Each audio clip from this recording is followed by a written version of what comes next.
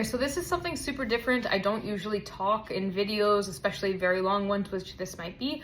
But I've wanted to do this for a number of years. I just wanted to give enough time and distance from having the experience before I talked about it, because I wanted to be as fair and kind of neutral and calm as possible when I was thinking up these things. And what I'm referring to is being a cruise ship musician, which is something that I did for 5 years. I worked for the same company, but I was on a number of their different ships. And I want to fully say that this is obviously my experience. My opinion does not mean this is the overall opinion shared by crew members on cruise ships. I have no intent of naming the company I worked for, because I do not think this is a company problem or even a ship problem. This is an industry kind of thing, so I don't feel like I have any reason to represent the company I worked for in any sort of negative light. Again, this is just bringing things forward for anybody who's maybe considering to do this job, because it's not for everyone. Like, straight up, it's not for everyone. And I think there's a lot of videos online that point out the obvious, like, oh, there's a small cabin and maybe sometimes the food's not good, but it's like, yeah, there's more going on than just that, obviously. And I'm not even trying to like pull in the documentaries that are on Netflix and things like that. I'm not going to speak to that at all, because that's not what I'm, again, only my personal experience. If it helps somebody decide whether or not they should go on a ship, great. That's my only aim here. And I'm speaking about this from somebody who's from Toronto, even though it says New York, I just like the hat. And somebody who's a musician and sensitive and kind of that typical, stereotypical, I should say, artsy type, and just to see if it's the kind of environment you'd thrive in, because even though I stayed for a number of years and there was obviously enough pros in it for me to stay that long, and honestly it was life-changing in so many ways, I don't think I'm the kind of person to be on cruise ships. I'll say it. I have friends who are out there who have been out there 15 years. They love it. They can't wait to get called back for another contract. And it does work for some people. I'm just not one of those personality types, I think. So for anybody who thinks they might be a little bit on the sensitive side, or, you know, they feel a lot, or they thrive in their own environment, but not every environment, like maybe it's worth a watch. You can always scroll forward, because I said this is probably going to be long-winded, but if you find like a kind of chapter that appeals to you more than others, totally cool. You could skip ahead. And I encourage anybody who maybe wants to ask a couple more questions that I didn't address, you can always contact me directly, and I'm happy to speak with you, because I was looking desperately for answers before I decided to join a ship. Mind you, I wasn't given much time to decide, because the way I got on was a little bit different than normal. I didn't apply through an agency initially. I was hired as like a fill-in for a guitarist spot for a band who was already kind of established and going out there. So it was a little bit different, and I had to decide quickly. And I watched a couple videos and I saw a couple cruise cabins and said, I'm living in a basement right now in Toronto. If I can have a free cruise cabin, I don't really care what it's like. And you know what? I was at that point in my life when it did offer a lot of hope as a musician who was struggling in Toronto to make money, to pay the crazy rents here. I was like, yeah, let me go save some money and travel the world, right? So at that time in my life, it was the right choice. But here is, you know, what I think about it in hindsight. And let's go. The first thing I want to bring to light is that even if you are hired as a musician, as a housekeeper, as somebody in the food industry, it doesn't really matter what your role is. You are first and foremost a safety member of that ship should an emergency happen. Now, it doesn't always have to be a massive emergency like you, again, might see on these Netflix documentaries. It doesn't always mean a fire or the ship is going down. But an emergency can be something as simple as a GI outbreak on the ship. So depending on the itinerary, this is pretty common. And this did happen when I was on the ship. And guess what? My role was no longer musician as first priority. It was crew member, because there was a medical emergency where this gastrointestinal virus was spreading on board and people were very sick. And so for that like week and a half, my duties were then put on a hazmat suit. Now you are part of basically housekeeping. You're going into the cabins, you're taking off the bed sheets, you're sanitizing everything, and we were trying to minimize the spread of this around the ship. So sometimes you'd be standing outside of food serving areas with hand sanitizer and just trying to minimize the spread of this as much as possible. So this was kind of a shock to me, because I didn't know that that's what I'd be doing. But I mean, it makes sense, right? When stuff goes haywire, you're going to be a part of the crew. Again, though, I think like this needs to be known before you join a ship, because it also can be very like, it can be a lot. It can be a lot. And not really in this instance. Like, that was kind of something you just jump in and give your time and energy to. But to give you an example, like, my position assigned to me, should there be an emergency where we have to evacuate the ship, was that I was to be in charge of basically controlling the lifeboats. So I thought it would be maybe manning the crowd and, like, using my voice to calm people down. But it was actually, like, once we get the people onto the lifeboat, it was my duty to then have the lifeboat descend, like, people would do that with me, and then when it hit the water, I would have to, like, propel it forward and basically be driving this lifeboat. And I don't have a boating license. I never drove a boat. I like to think I'm a great driver in a car, especially around the city, like, but in all seriousness, like, I did find kind of, like, concern with this because the training to do these specific maneuvers was pretty limited, and I felt like a heavy responsibility with this. So I brought up to the safety officer on this ship that, like, hey, maybe there's somebody else in this group who actually drives a boat back home or has a boating license. Like, do you think maybe we could, like, swap positions? And the response was very, like, I understood what ships was at this point. It was like, you do your position, and if you don't want to, go home. There's somebody else who will. And I was like, okay, like, fair enough. But I understood from that point onward, everything is, like, black and white. Like, there's no room for negotiation here, so fair enough. I did my best in all the trainings and everything, but, you know, it was always something that stuck with me. I found it weird that they didn't ask people what their skills might be should an emergency happen. Sorry, my dog decided now is time to chuck a bone across the room. So that was one thing that was kind of bizarre, but end of the day, like, they call the shots. And the whole thing is, if you do not like how things are going and you want to go home, if you have not fulfilled your contract, you are paying for your return flight home, which in hindsight, like, for me at that point, wouldn't have been the end of the world because it was like Fort Lauderdale to Toronto. But I'm just saying, like, even for people who aren't sure and they want to go out there to save money, and if you don't have money, make sure you have money for a return flight home, because if it's not for you, you are on the hook to pay it. I think the thing about the safety trainings that people need to know is they're very involved. They're frequent. When I was told going out there, hey, you'll have a little crew drill now and then, but it was like, no, sometimes these things can last hours. You think you're going to get out into the port that day, and instead you're in crew drills, and they're very intense. So my experience in this lifeboat was also to simulate, like, piling into a lifeboat should there be an emergency. And at the time I was a lot smaller, and they were like, small people get down on the ground first. Then there was more people on top sitting, and then there was more people coming on top. I don't even know what the last layer was doing, just, like, kind of, they were trying to give you the feeling of, if this thing was filled to capacity, how would it feel? Now, fair enough, you need to be able to deal with that, again, in an emergency, but this is like a regular Tuesday morning, and I'm like, oh man, this is pretty intense. So you get in there, I can't see windows, I can't see the ceiling, I can only see bodies on top of me. I start having a massive meltdown. I can't breathe. We're in the middle of the Caribbean. It's hot. Like, the windows aren't cracked open or anything either. So it's just like, you feel like you're literally suffocating. And I was losing my mind. And then to make matters worse, the safety officer's like, okay, let's actually put this into what it would feel like if we were in rough seas and we had a storm and we were evacuating the ship. So they start, like, physically manipulating the outside of the lifeboat so that it's, like, rocking back and forth. So now I have people falling onto me, like, I'm actually getting, like, hurt. So I'm in the bottom of the lifeboat and I lose it. From that point on, I've been incredibly claustrophobic. So thank you, cruise ships, for that. But jokes aside, like, this is what I'm saying about if you are a person who's sensitive, or you have anxiety, or you have anything before you go out to cruise ships, think about it, because you're not going to be let out of these things. They're 1,000% mandatory. They don't care what your excuse or reasoning is.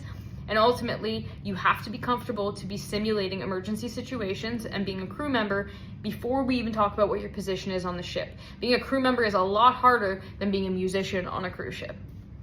Okay, I'm not going to spend much time on this one. I mean, we've all kind of seen it already. The cruise cabins can be really, like, catastrophic in terms of, like, serving your mental health. They don't necessarily have windows. They probably won't. By the end, I had a window, but only because I switched my position enough times to become a solo musician, which that's part of the payment for being a solo musician, is getting, like, a solo cabin, and in my case, it always had a porthole window. Not that it opens or anything, but it provided some light. But generally, think of, you're going to be like in a basement. It's very dark. It's the tiniest thing ever. It's bunk beds. If you don't go there with like a partner or whatever, or like a friend, like you are partnered up with a random, and you are living bunk style. And I'll say this. Imagine you're living bunk style and the person is entertaining romantic partners.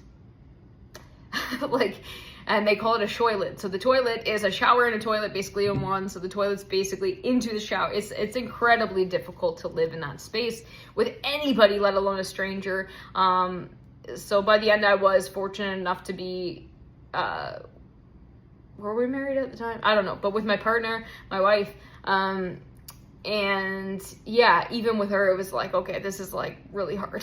So anyway, we all know that the cabin conditions are crazy. You just got to be prepared for, like, don't spend much time in your cabin. I made that mistake. I did, because being around people all the time was overwhelming, which I'll touch on later. But yeah, just be prepared for the fact that, like, you are not going to have like a hotel at sea. That is far from the truth. And that's all I'll say on that. Otherwise, you can watch the million other videos that give cruise cabin tours. I didn't even take a video or a picture because I want to forget. So yeah, the next thing is, I mentioned being around people all the time. Being around people all the time is difficult because it's not just passengers in the passenger area or when you're like performing or whatever. It's even when you're in the crew quarters, they're even busier than the passenger area. So it's just always around, like, it's seemingly like you're always in this hustle bustle around like hundreds of people. So it's, I would liken it to being in a major city. Like I'm speaking to Toronto, being in the entertainment district at like rush hour. It's just like chaotic all the time. And that energy is something that kind of just like sticks with you, right? So for me, I was always feeling very depleted. And then because you do work on the ship and you have a name tag saying that you're like a staff member and people recognize you from like, oh, you played those lounges last night and whatever. Like you always have to be prepared to be super polite, super friendly, outgoing, no matter what your mood is. And again, that's, for some people, that's their skill, but for me, I'm very authentic to how I'm feeling. So when I'm depleted, like, it took all of me to be that like, hi, how you doing, crew member, and I did find it very draining and wearing. So I said I was going to point out some positives, so I should do that. The food is the most incredible food I've ever had anywhere, and I've had Michelin star restaurant dining. My wife is in the food and beverage industry, and she's worked for some amazing restaurants, once we got back to land, so to speak. But the food in these specialty dining restaurants is the best I have ever had, and probably ever will have. The food's not always great in the crew areas and things like that, but I was so lucky to have so many amazing dining experiences. Like, it is truly unforgettable. Obviously, being able to travel to places I would never have probably traveled to. So my itineraries was everything from Caribbean to European cruises, Australia, Alaska. Like, I was so fortunate to see so many places, even the East Coast of Canada. Like, it was just absolutely wonderful. And even though we didn't get to see these places in depth a lot of time due to like work schedules, I mean, I feel so lucky to have even been able to be like, yeah, we were sailing into the Sydney Harbor and we got to see the Sydney Harbor Bridge and the Opera House and this and that. And we held a baby, not kangaroo, what's the other thing? Koala bear.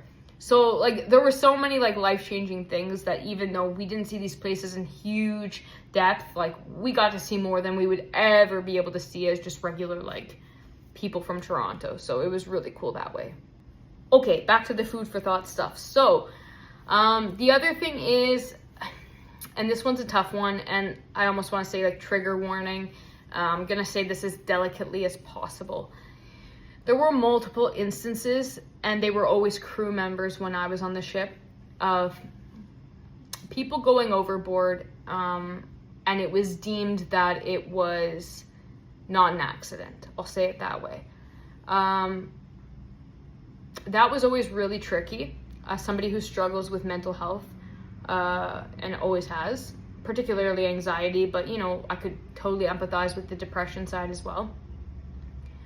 And I'm not saying that that's the reason that these things happen. I'm just saying like that exacerbated everything from already having experienced those things. And for me, I was just always so taken aback when this would happen to somebody who was part of your crew community. And it was never like it was an actual direct friend of mine. It was always a very peripheral person, like honestly somebody I hardly knew. But just seeing like their team around them, like their friends and their like co-workers and stuff, which honestly become your actual family on board because you're there so much. It was so heartbreaking, and I always was bothered by, and I know this is kind of the reality of how it has to be, but again, sensitivity comes in. I was always bothered by how life just carried on, like as if nothing ever happened. Like they would pull us all into the theater for like a crew meeting, and they would say what's going on, and they'd just be like, please don't post to social media until we tell the families. And then like life went on business as usual. There was never like any like, you know, tribute or memorial or like any attention spent on like, oh, this was actually like a human being with a life that mattered. And that always kind of bothered me. Again, I don't know what I expected of the ship. I'm not saying that they dealt with it right or wrong. I'm just saying that like being out there, and it was such a surreal experience of that happening. And, you know, like hours prior, they're knocking on your door, like looking for this person. They would like go in every cabin to make sure it wasn't like a missing person situation. And then when they would finally like deem it what it was just like, okay, now let's like get back to work. And again, you have thousands of people on vacation. I understand you can't like stop life, but it was just so like cold and kind of business as usual that like that always bothered me. And this did happen multiple times during my 5-year course at sea. Okay, so let's talk about types of passengers. I'm going to talk about different passenger groups that come on the ship, as well as problematic passengers and how that can implicate you in your job. So first thing is, there is a lot of groups that buy out the ship for their group. So I'm trying to think of what that actual term is, but anyway, I forgot it at the moment. So basically thousands of people are part of the same group on land that decide to take a vacation, and they kind of purchase the ship. So what happens yearly is a nude cruise, a swingers cruise, there's like gay cruises, groups like that, right? And I'm like the most open person. I mean, I'm very openly like out. So I don't judge people. I'm kind of the mind like, hey, if you're not hurting anybody, does not even faze me. But it was always interesting. We weren't told these things like ahead of time. Again, they would kind of pull you in like a day or two ahead of one of these groups coming on board and be like, hey, this is happening, and if this is like against your religious stuff or whatever, you can like refuse to work and not get paid, but like otherwise like this is happening. So there were a lot of people on board. Again, we're all coming from different countries, different religious beliefs, all these things, that refused to work because they had a problem with the nudity or sexuality and whatever. So, I mean, I didn't refuse to work until it became a problem. Of course, it only takes one bad apple to like kind of ruin the experience. And I will say, for the most part, these groups were super respectful. But of course, it takes like one person that wants a reaction out of you on a nude cruise and kind of gets in your face with their thing. Let's just say formal nights were very interesting because they would dress up their privates. But anyway, I'll leave that to the imagination. Long story short, there are groups that come on board and you may or may not be okay with working them. That's just one thing I wanted to mention. But the bigger thing is problematic passengers, which I did experience. People who seemingly on a short cruise lose their like perception of the fact that like I'm not famous in any regard. I'm working on a cruise ship, but because we're in such like a confined environment, they treat you like a celebrity, which is very bizarre and kind of uncomfortable. But I had a few instances, but one really big one was a passenger who just like would not take no for an answer. He was following me lounge to lounge, set to set, all like cruise long, and I kind of tried to play it off really friendly, whatever. He started bringing me gifts and all these things, right? And then one day he followed me into the crew quarters, which guests are not allowed in. And I told him, like, you can't be down here, like, security will, you know, obviously get you in trouble. So, like, there's the door, turn back that way.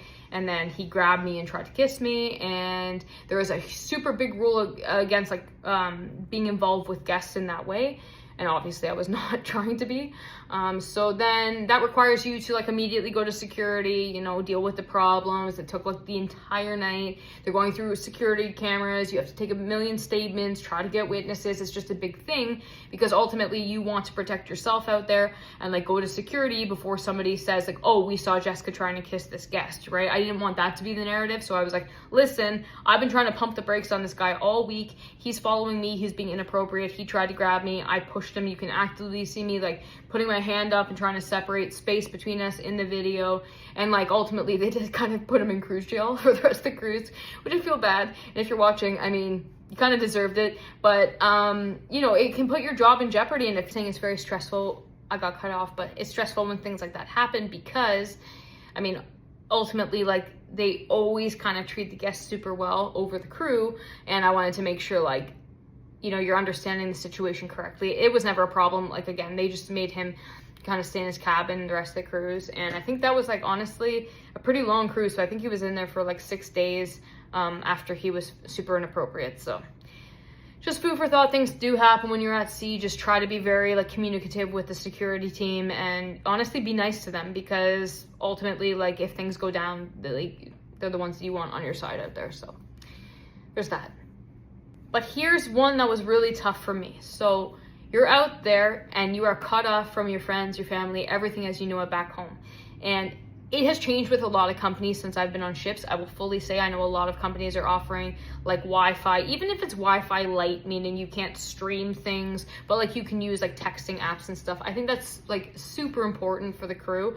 But when I was on ships, there was no free Wi-Fi whatsoever, and it was actually very expensive and it worked like junk. So I mean, like just to be able to like go on Messenger with your friends and family, I think it was like $12 per hour. And that was when it was working without like booting you off a million times. So that's what I mean. Like, you know, there were those things to consider too. So I felt isolated. And then the thing is sometimes you can't give them a heads up like that you're going to be free. So then you do pay for the hour. You hope to like Skype call them and then they're not even available to talk. So it was really tricky to keep up relationships with people back home. I found it really tricky, especially being out there as long as we were out there.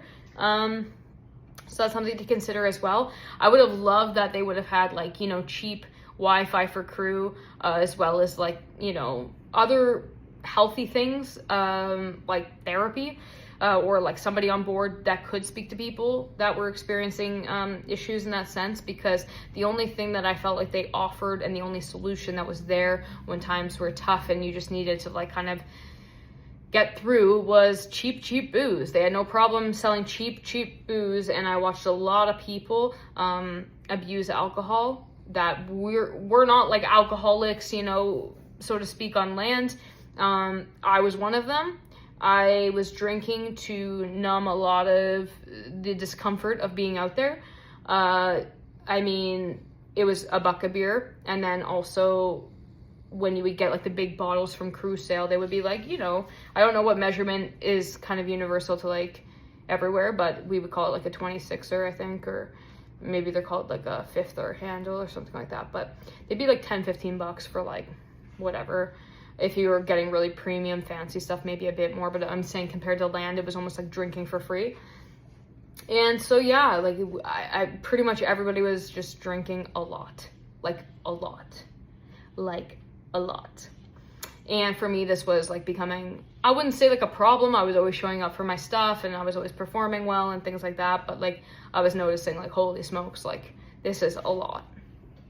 So it's something to think about, because you might think like, you know, you're really like tough and everything else, but when you get out there and now you're feeling disconnected from home and there's not like a lot for you and you're on a ship and heaven forbid it's like you're on an itinerary where there's a crossing that's like 10 days, 12 days long, where you're going from like Caribbean over to Europe and you're never getting off the ship for those amount of days, and there's no light in your room and things like that. Like it's amazing what you will do to feel like you can survive. So another thing, food for thought, if you already have any issues surrounding that, it's a very tough environment to be in. I didn't have prior issues with that, but on the ship, it was something that was, I felt like was becoming an issue, even though, like I said, it never got in the way of work. I felt like it was something that I needed to keep an eye on for sure.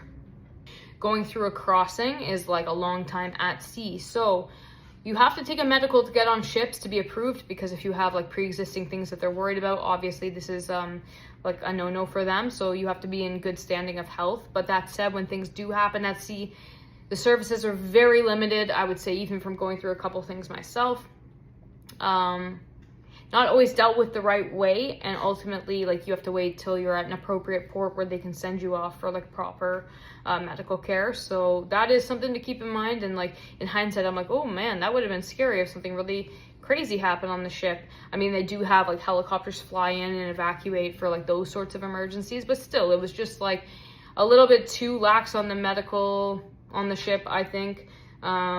Yeah, pretty wild. I could tell you a huge story about how they took a lipoma out of my back while the ship was rocking like side to side in waves, and I'm pretty sure they couldn't cut a straight line if they tried. But again, I'm not here to take down anything that was done. I chose to be there, and they were doing the best they could. It's just something to consider for sure. But all in all, the point is, I stayed out there for a number of years. There was a reason. The money was consistent. It's something as musicians we don't always experience on land. And at the time, getting paid in US dollars, and the conversion was to my benefit when we switched it back to Canadian dollars, it allowed us to really save. It allowed us to be able to be property owners back in a very expensive real estate market. You know, I did meet the love of my life out there. I've been happily married for, oh, she'll kill me, 7 or 8 years, but we've been together for like a decade. I mean, we traveled, we saw amazing things, we had amazing food, we met amazing guests. Some of them were from Toronto, and I still talk to them. I just wanted to illuminate the daily life things, because again, the more that people who have been through something are transparent, the more you can decide if it's for you. That's my only goal here. Again, I mean, the job itself, super easy for the amount of money you make. The lifestyle, kind of difficult, especially depending on the kind of person you are. If you're sensitive, think about it. Reach out to me, ask me any questions you might have. If you make it out to ships, or you have, you know, good luck to you. Take care.